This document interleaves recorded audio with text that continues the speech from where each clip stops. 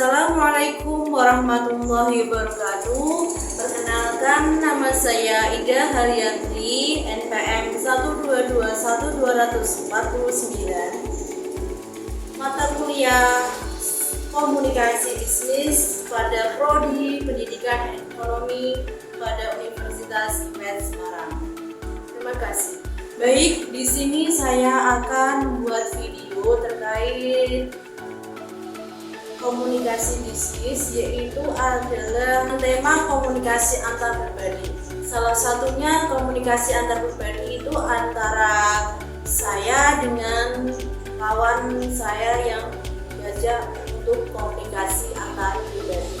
Nah, misal salah satu contohnya adalah mendapatkan pesan dari WhatsApp atau WA. Nah, pesan sendiri itu kan harus disampaikan secara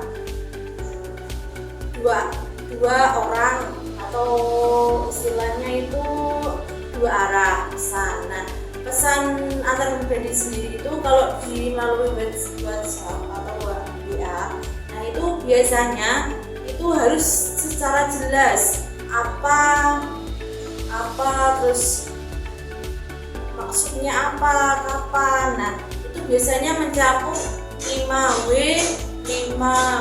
1 satu di sini itu ya bisa menanyakan. Kalau di WA itu kan biasanya mau pesan antar pribadi itu misal mau ketemuan. Kalau mau ketemuan itu kan menanyakan tempat, berarti itu berkaitan dengan di mana kalau kamu berada sekarang, itu kan berkaitan dengan where, di mana.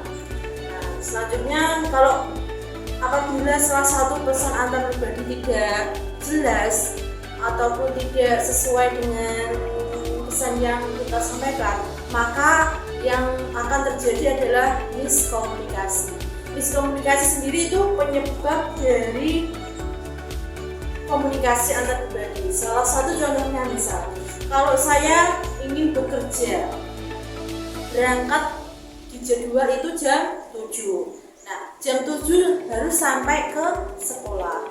Akan tetapi ada lain suatu hal, saya tidak membuka WhatsApp atau WA, ada pengumuman kalau jadwal berangkat itu harus jam 6.30 karena ada kegiatan sebelum jam 7 dimulai. Nah, kalau saya datangnya jam 7, pastikan saya dikatakan telat karena saya tidak membuka WhatsApp atau komunikasinya kurang saya cek.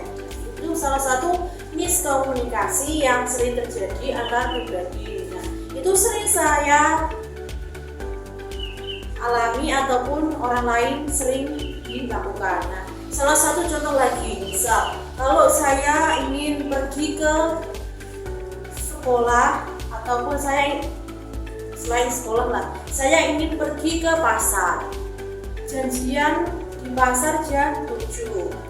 Akan tetapi pas waktu ada perubahan jadwal atau jam, pergi ke pasarnya jam 8. Nah, saya tidak membuka WA atau tidak membuka pesan antar pribadi, maka saya datangnya jam 7, padahal itu kan harusnya jam 8. Nah, itu salah satu miskomunikasi yang sering terjadi antara antar pribadi dengan orang lain. Salah satu cara untuk menyikapi agar tidak terjadinya miskomunikasi adalah salah satunya dengan kalau melalui pesan itu harusnya jelas. Yang kedua, jika terjadinya miskomunikasi itu, kalau dari saya, kalau semisal dari pesan itu kurang jelas, maka lebih baiknya itu melalui call atau panggilan. Bisa call panggilan atau voice note, terus atau bisa video call. Nah, itu salah satu mengurangi terjadinya miskomunikasi apabila kita tidak membuka suatu pesan. Kejadian itu sering terjadi pada seseorang ataupun antar pribadi pribadi, salah satunya saya sendiri ya, karena pesan itu kan memudahkan kita untuk berinteraksi dengan orang lain melalui alat atau media. Media sendiri itu sangat cocok digunakan oleh orang yang bekerja ataupun orang yang sedang melakukan aktivitas di luar rumah.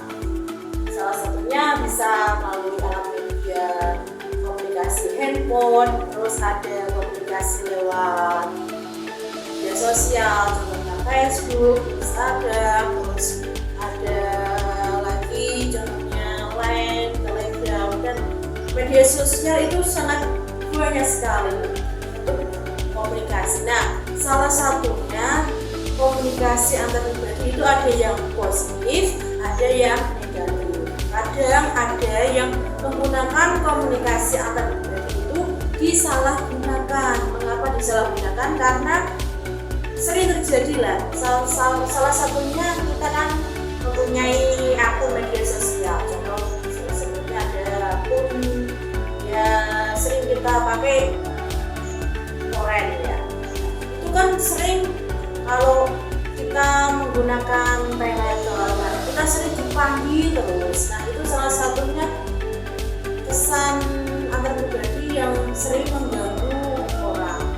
Saya juga sering diganggu dengan ada panggilan yang tidak dikenal. Nah itu salah satu pesan antar pribadi yang kurang baik. Kalau positifnya itu kan memudahkan kita untuk berinteraksi jarak jauh dengan adanya media sosial, salah satunya akun-akun yang kita miliki. Nah, itu salah satu komunikasi antar pribadi yang kita terapkan dalam kehidupan sehari-hari. Ada positif, ada negatifnya. Kalau positif kita ambil, kalau negatif kita harus disaring untuk kita lakukan interaksi atau melakukan pesan antar pribadi.